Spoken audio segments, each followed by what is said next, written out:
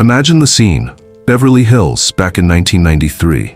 Inside the buzzing lobby of the Four Seasons, Armani-clad producers mingled, Oscar winners swirled whiskey, and off by the grand piano, Clint Eastwood stood in silence, arms folded, expression carved in stone. On the opposite end, a charismatic young actor basked in attention, laughing loudly, tossing out celebrity names, ending his story with a cheap Clint impersonation. The group chuckled politely, except Clint. Without uttering a sound, he drained his glass, gave the bartender a silent nod, and exited without glancing over his shoulder.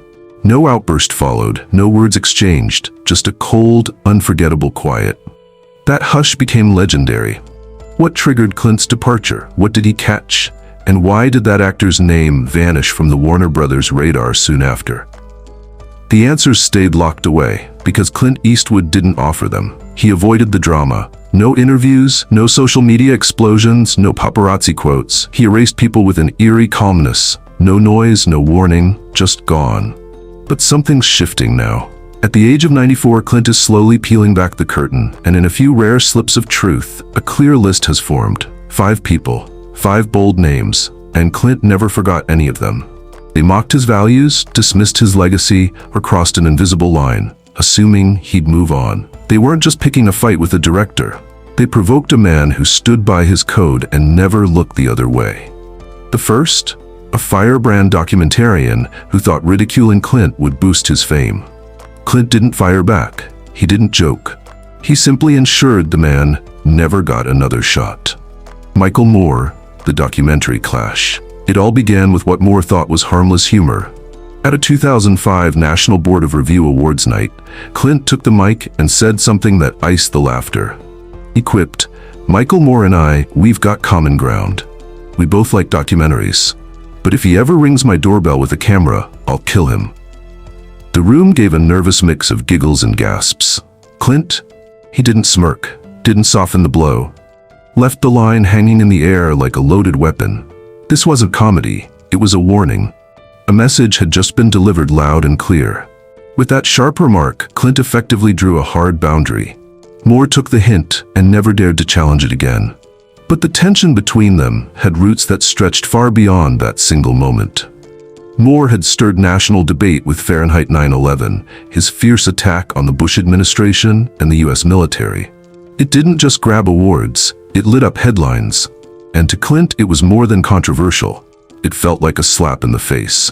To a man who admired WWII veterans and valued silent service, Moore's approach struck a nerve. He didn't perceive it as thoughtful critique. It read as a betrayal. And that wound felt personal. By then, Clint wasn't just Hollywood royalty, he was a respected filmmaker. With $1 Million Baby behind him and Flags of Our Fathers on the way, Clint was chasing truth through story.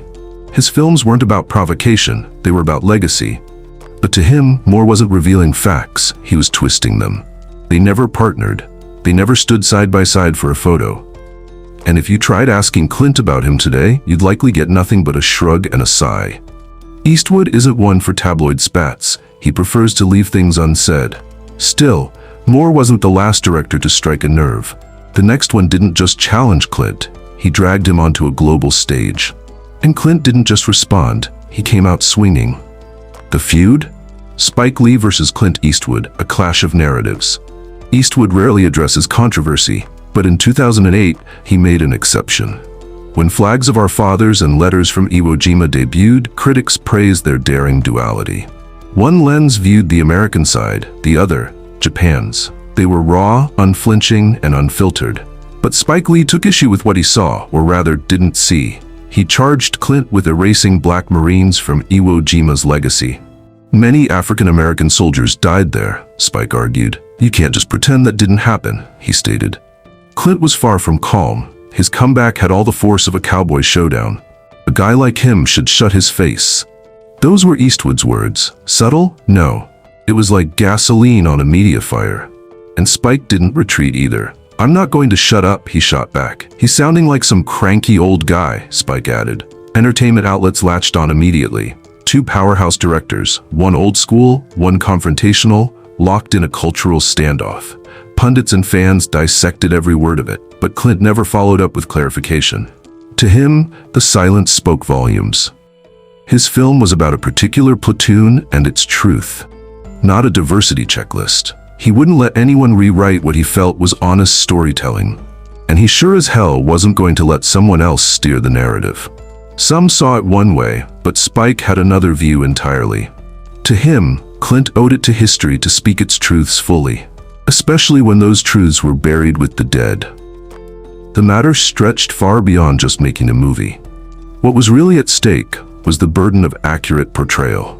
And when it came to two towering figures like Eastwood and Lee, both proud, set in their ways, and driven by values, middle ground wasn't even on the table. They've stayed distant ever since. Their paths no longer cross at festivals, they keep their names off the same guest lists, and neither has ever publicly saluted the other's contributions. Still, if you assumed Clint's conflicts stayed limited to rival directors, you'd be mistaken. His next clash erupted right on his own set, with none other than a global A-lister who misread Eastwood's limits and paid the price. Leonardo DiCaprio, method actor versus Western legend, a meeting of icons born from different worlds. On one side, DiCaprio, the deep-diving actor who breathes through every scene. On the other, Eastwood, the seasoned, silent commander who values speed and sharpness over emotion. When Clint brought Leo aboard for 2011's J. Edgar, industry insiders took notice. It was being billed as a master meets master moment. But once the cameras stopped rolling, tension simmered. Since day one, the creative strain was visible. Eastwood built his reputation on fast takes and gut instincts. No frills, no fuss, just shoot it and move on. DiCaprio, meanwhile, needed to feel his way through every angle. He pushed for more shots, more exploration, more nuance. Clint, on the other hand, was already barking, "Cut," before Leo even finished warming up. According to crew gossip, it felt like watching a Formula One car trapped in a tractor race. They never argued out loud and no one stormed off. Yet the air on set was heavy, filled with unspoken friction. Here were two giants of cinema, locked in a quiet contest over creative philosophy. DiCaprio adjusted the best he could. Eastwood refused to shift. They finished the film, released it, and that was the end of it. No reunion. No glowing comments from Clint in post-film interviews. No friendly nods during awards season. Eastwood, known for working with actors he respects again and again, never reached out to Leo afterward. Some in Hollywood chalked it up to clashing methods. Others say Clint found Leo too emotionally involved, too dramatic, maybe even arrogant. Regardless, the two went their separate ways, like broken glass falling apart. And Eastwood never turned around. But if DiCaprio rattled Eastwood's directorial rhythm, the next man on the list crossed an even sharper line. Instead of challenging Clint privately, he chose to ridicule him publicly and thought he'd walked away unscathed. Enter Seth Rogen, who fired a verbal shot that Eastwood never let go of. Some actors create enemies behind closed doors. Seth Rogen made sure his came with a spotlight. When Clint Eastwood premiered American Sniper in 2014, audiences braced for impact. It was more than just a war film. Critics were deeply divided, yet the movie demolished box office expectations and ignited intense nationwide debate. To some viewers, the film symbolized valor and sacrifice, but Joe Rogan interpreted it through a much different lens. Shortly after the premiere, Rogan took to Twitter and dropped a comment that left people stunned. He wrote that American Sniper reminded him of the fictional Nazi propaganda film shown in the final act of Inglourious Basterds. Without ever naming Clint Eastwood, Rogan's message packed a heavy implication. By likening Eastwood's work to a Nazi glorification reel, Rogan set off a cultural grenade, one he later called a joke. Regardless of intent, the fallout had already rippled far and wide. Eastwood didn't log on to social media to respond. He doesn't operate that way. No rebuttal, no public comment. Clint's response was silence, cold and piercing. Sources close to the director claimed he was furious, not just because of the swipe, but because of how it played out. This wasn't a thoughtful critique, it was a drive-by insult with no room for conversation. To Clint, the remark crossed a line. It felt cheap, anonymous, and gutless. Rogan eventually walked his comments back, insisting he never meant to compare the film directly to Nazi propaganda. But that clarification never reached Clint, not emotionally, and definitely not professionally. Eastwood never addressed Rogan again. never collaborated with him, and made his position unmistakably clear to those around him. Anytime Rogen's name appeared on a project, Clint reportedly made sure it vanished immediately. For Eastwood, humor isn't a shield for mockery, especially when it undermines something sacred to him. But the next clash in Clint's life wasn't with a talk show host or a Twitter personality. This was with someone who stood shoulder to shoulder with him. An equal, not a heckler.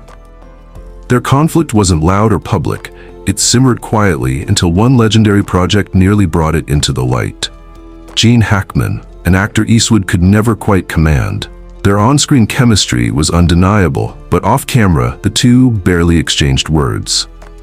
In 1992, Eastwood and Hackman came together to film Unforgiven, a movie that reimagined the Western and swept the Academy Awards. To the outside world, their partnership looked flawless. The stuff of Hollywood dreams. But beneath the surface, tension brewed steadily, hidden behind steely gazes and quiet professionalism. Clint liked order. His sets were calm, respectful, and meticulously managed. Hackman, on the other hand, was intensity incarnate, brilliant but combustible. Eastwood encouraged creative freedom but expected unwavering discipline in return. Hackman didn't play by those rules. His energy often tipped into defiance. Whispers of friction began spreading within the first few days of filming. Hackman wasn't someone who welcomed direction, and it quickly became apparent. Clint would be mid-direction, and suddenly, Hackman would chime in. He'd question the positioning of actors. He'd push for adjustments in dialogue. This wasn't defiance. It was self-assurance. An assistant once described a key moment on set. Hackman halted mid-scene, faced Clint, and declared, "That line's not working, I won't say it." Clint didn't lash out. He held his gaze. With a quiet edge to his voice, Clint responded, "You will?" No shouting, just absolute resolve. From that moment on, the set was tense, like a sandstorm ready to break. They kept their conflict private, never speaking harshly in front of the cast. But the silence between them said what words never could. They shared a professional regard. But anything warmer? Nowhere to be found. Both won Oscars for Unforgiven, yet that marked their final project together. Clint never extended another offer Hackman's way. When reflecting on the film in later years, Clint would name-drop Morgan Freeman or Richard Harris. Hackman's name? Almost never uttered. Those close to the industry sensed real respect, but also a rift beyond repair. Clint didn't tolerate clashing egos, not twice. Hackman eventually stepped away from acting altogether. Meanwhile, Clint pressed forward, choosing collaborators with utmost care. For him, working well together wasn't about stardom. It hinged on trust. And once that trust snapped, even legends got no second chances. Two towering talents, one legendary film, and a silence that never broke. When Clint closes a chapter, it stays closed for good. He never needed to raise his voice to make an impact. No tantrums, no media tirades, no backstage gossip. Clint simply observed, and once someone overstepped, they vanished from his circle. Quietly, irrevocably. In a town driven by charisma and teamwork, Clint crafted a different legacy. His strength was in steadfast principles, and for those 5 celebrities, that strength came with a cost. Working with Clint Eastwood wasn't just about performance, it was a trial. A trial of humility, discipline, and respect. Some didn't pass, not even close. So now over to you. Did Clint's silence protect his values, or did it go too far? We're curious. Share your thoughts in the comment box below. Don't forget to subscribe and turn on the notification button.